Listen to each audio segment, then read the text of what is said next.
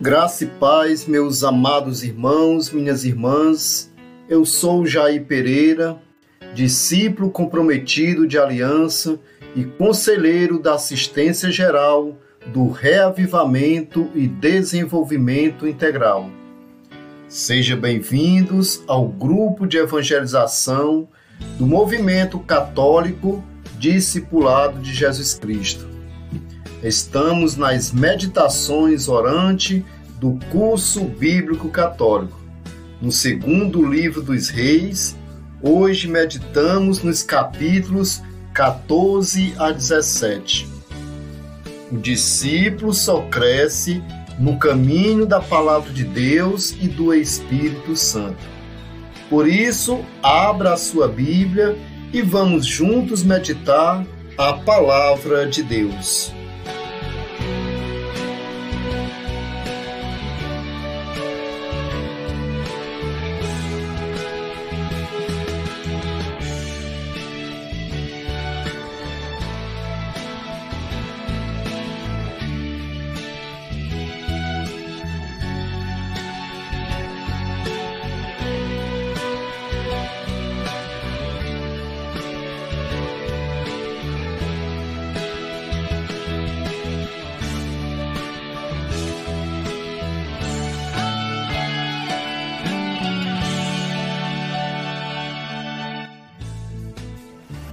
Muito bem, meus amados irmãos, minhas irmãs, durante toda esta semana nós iremos meditar com o tema O Exílio.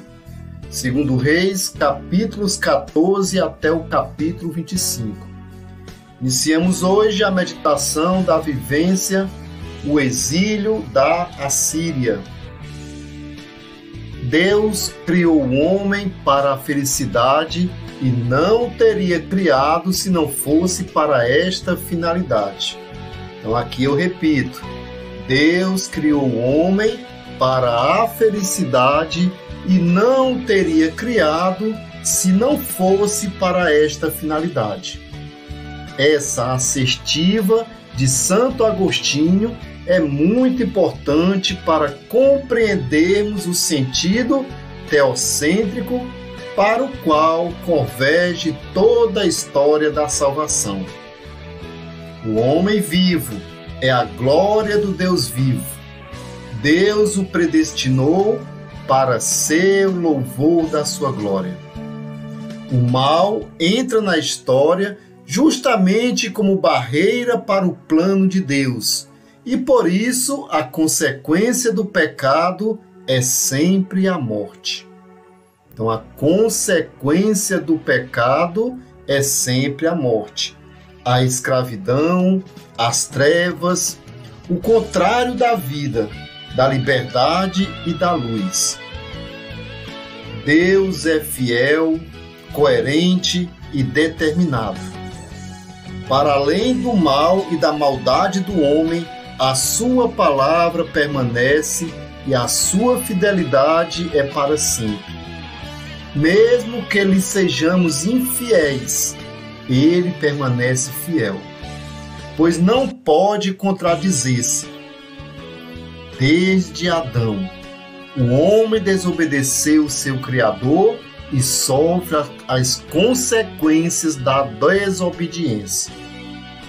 O Deus fiel vem ao seu encontro, salva e renova a aliança.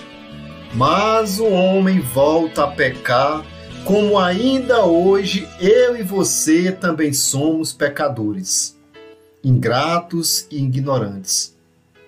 Os israelitas teimaram contra Deus, a descendência de Abraão dividiu-se em 2 reinos. Irmãos começaram a brigar entre si. Enfraqueceram-se diante dos inimigos e veio o exílio. Primeiro, o exílio da Assíria para os israelitas do norte. Depois, o exílio da Babilônia para os israelitas do sul. O fio de meada que culminou no exílio começou com Salomão. mas foi aprofundado por Jeroboão I. Doravante, todos os reis do norte vão governar sem deixar para trás o pecado iniciado por Jeroboão I, que fez Israel pecar. E o pior de todos foi Acabe e sua esposa Jezabel. O espírito diabólico de Jezabel se enraizou de tal forma nos israelitas do norte que estes nunca mais retornaram para Jerusalém. Dado que a contaminação com os povos pagãos foi crescendo cada vez mais, donde surgiram os samaritanos. No Reino do Sul, a situação foi um pouco melhor. Um pouco melhor do que o Reino do Norte. Nos tempos do rei Amacias, assistimos até um progresso na legislação. Por exemplo, ele mandou matar os oficiais que tinham assassinado o rei, seu pai. Porém, não mandou matar os filhos dos assassinos, respeitando assim o que está escrito na lei de Moisés, aonde Javé ordena: os pais não serão mortos por causa de seus filhos, nem os filhos serão mortos por causa dos pais. Cada um morrerá por causa de seu próprio pecado. No Reino do Norte, a situação pecaminosa só piorou. Rei após rei governava em tal desobediência à lei de Deus, praticando o mal, idolatrando e sem se afastar dos pecados de Jeroboão, que fez Israel pecar. Se tivesse se convertido, a história mudaria de trajetória. Lembramos a metanoia, mudança de trajetória. Preferiram se manter na trajetória pecaminosa até tudo ruir. E o povo foi levado como escravo para a Síria nos tempos do rei Oséias, o último rei de Israel.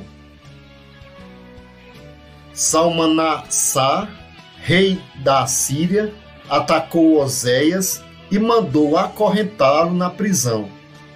Em seguida, o rei da Síria invadiu todo o país e cercou Samaria durante 3 anos. Tomou a Samaria e deportou os israelitas para a Síria. Os israelitas foram levados para Ala, para as margens do Rabor, rio Gozã, e também para as cidades da Média. Então vejamos a leitura para que nós possamos entender. 2 Reis, capítulo 17, versículos 7 seguintes. Tudo isso aconteceu porque os israelitas pecaram contra Javé, seu Deus, que os haviam tirado da terra do Egito e libertado da opressão do faraó, rei do Egito. Eles adoraram outros deuses e seguiram os costumes das nações que Javé havia expulsado diante deles.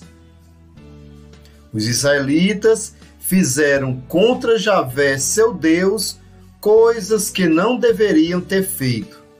Adoraram os ídolos, embora Javé tivesse dito: não façam isso.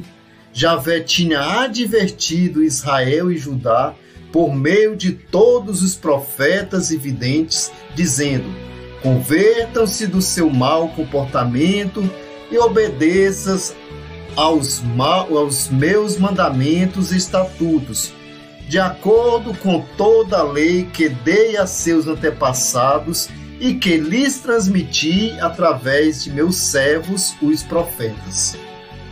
Eles, porém, não obedeceram e foram mais teimosos ainda que seus antepassados, que não tinham acreditado em Javé, seu Deus. Desprezaram os estatutos dele, e a aliança que ele havia feito com seus antepassados, bem como as advertências que lhes haviam feito. Correram atrás de ídolos vazios e se esvaziaram, imitando as nações vizinhas, coisas que Javé lhes tinha proibido. Rejeitaram todos os mandamentos de Javé, seu Deus. Fabricaram ídolos de metal fundido, os 2 bezerros de ouro. Fizeram um poste sagrado. Adoraram todo o exército do céu e prestaram culto a Baal. Sacrificaram no fogo seus filhos e filhas, praticaram a adivinhação e a magia, e se venderam para praticar o mal diante de Javé, provocando a ira dele. Então Javé ficou irritado contra Israel e atirou para longe de si. Restou apenas a tribo de Judá. Quando Javé separou Israel da casa de Davi, Israel proclamou rei a Jeroboão, filho de Nabate. E Jeroboão afastou Israel de Javé e o levou a cometer um grande pecado. Os israelitas imitaram o pecado que Jeroboão tinha cometido e não se afastaram dele. Finalmente, Javé afastou Israel da sua presença, conforme havia anunciado por meio de seus servos, os profetas. Exilou os israelitas de sua terra para a Assíria, onde até hoje se encontram.